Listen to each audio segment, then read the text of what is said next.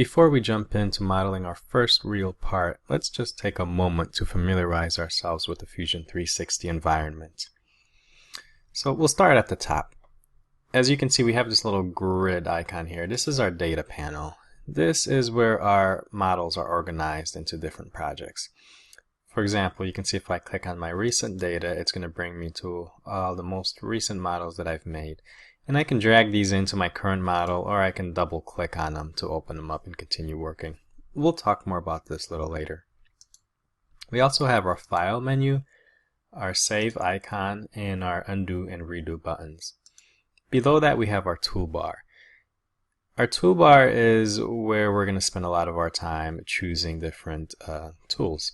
So for example, you'll hear me say open up your sketch menu and select the line tool or the rectangle or circle tool. There's also other parts of the toolbars for manipulating our models, such as create, modify, and a whole bunch of different options. Below that we have our browser. There's not much in our browser right now because we haven't created anything. But for now, just note that you'll see these little light bulb icons that you can turn on and off. For example, I'll turn on my origin right now, and that'll show me my different planes. We will be working with a 3D environment, so you always have to be aware of what plane you're working with. On the top right, we have our view cube, and as you can see, I can move this around to change my view and orbit around. Or I can click this little home icon, and it takes me back to a home orientation. All the way on the bottom, we have our timeline. Our timeline is empty right now, but as we start modeling, you'll see it being populated with all our different sketches and different manipulations that we have made. Okay, now let's jump in and practice using some of these tools. So we'll start with just basically constructing a line. So we're going to go to Sketch, Create Sketch. And Fusion is going to prompt us to choose a plane. And you can see as I hover over the different planes, they will turn a lighter color, or they'll light up. So we have our XYZ plane, or our RGB, red, green, and blue. I like working with the XY plane when I'm sketching. So let's go ahead and select this one right here, the red-green plane. To create a line, I'm going to go to Sketch, Line. And something I want to establish right from the beginning is to get into the habit of just clicking and releasing. So now that as I move my mouse around, I'm not holding any buttons down, and I get this rubber band effect. You know, I mentioned that just to distinguish it from clicking, holding the button, and dragging. I think a lot of people are used to doing that. So just click, release the left mouse button, and now you can see that, you know, I can go ahead and start just creating lines. So I'm going to left click again, and I can keep clicking just to make just some basic shape. Go ahead and do the same thing. It doesn't matter what your shape looks like as long as it comes to a point. It looks something like this, and you get this shaded region. So we now have a profile. Whenever we enclose a sketch, we get this profile that's shaded in. That tells us that, okay, we can do something with this. We can extrude it. So go ahead and click Stop Sketch. Now this brings us into our 3D environment. So let's go ahead and click on Create, Extrude to extrude this up. So I'm going to go ahead and click inside that profile that I made, and I get this arrow. So I can drag this arrow up or down to go ahead and create a 3D shape. So yeah, let's go ahead and drag it up. It doesn't really matter. You know, don't worry about the dimensions right now. Just get it to look something like this. And click OK. Alright, so now that we have a 3D shape, let's talk a little bit about navigation. So if I click and hold down my scroll wheel button, I can pan. So it's like I'm grabbing this model and just moving it around the space. And very important to have a 3-wheel scroll mouse. You don't want to be working with a trackpad or just a mouse with a left and right click button. So with that scroll wheel, I can also move it forward or scroll forward to zoom in, or scroll backwards to zoom out.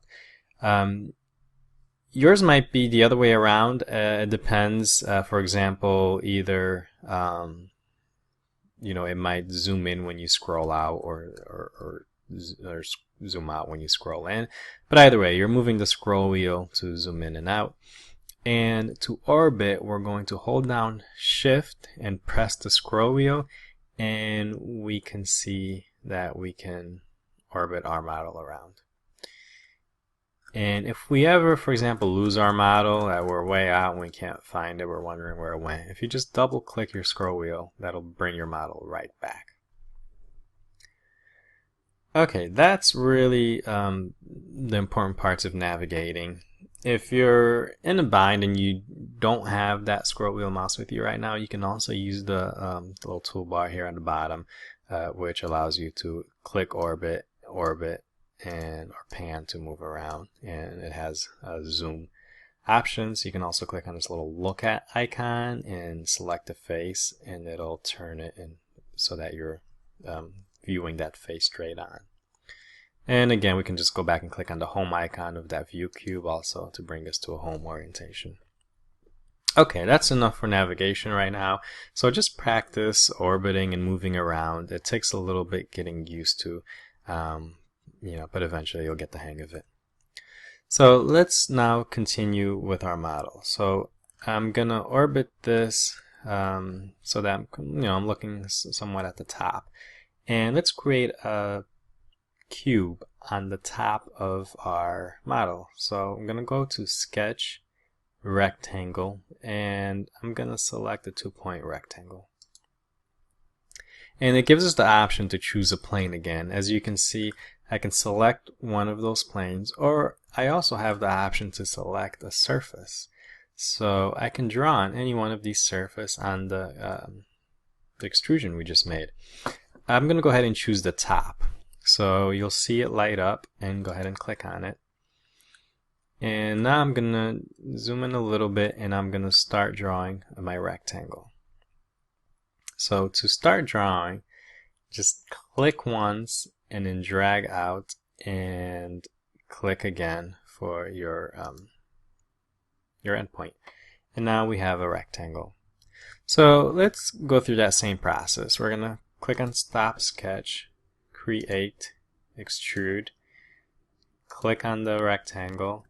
I'm going to hold Shift and just change my orientation a little bit, and I'm going to drag my cube up.